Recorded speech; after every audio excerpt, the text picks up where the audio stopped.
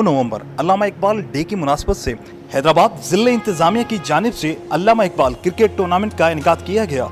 Commissioner Hyderabad Abbas Baloch, deputy commissioner Fawad Soomro, DIG Sharjeel Kharan ने tournament का इफ्तिताह किया। प्रोग्राम में हैदराबाद के मुख्तलिफ स्कूलों के बच्चों ने मुख्तलिफ टेबलों पर परफॉर्म भी किया।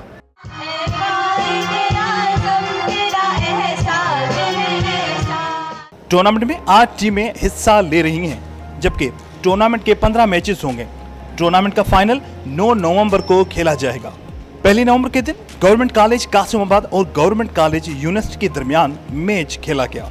मुखर्रन का कहना था कि नियाज स्टेडियम को बहाल करेंगे। ये एक तारीखी ग्राउंड है। नियाज स्टेडियम बना ही इंटरनेशनल क्रिकेट के लिए है। कंडीशन बुरी नहीं है। हुकूमत से बात करेंगे, पवेलियन वगैरह की तामीर कराएंगे, जो काम इंशाल्लाह बहुत जल्द हो जाएगा। कैमरामैन उमर हयात के साथ इमरान चलकियारी, धूम TV न्यूज़ हैदराबाद।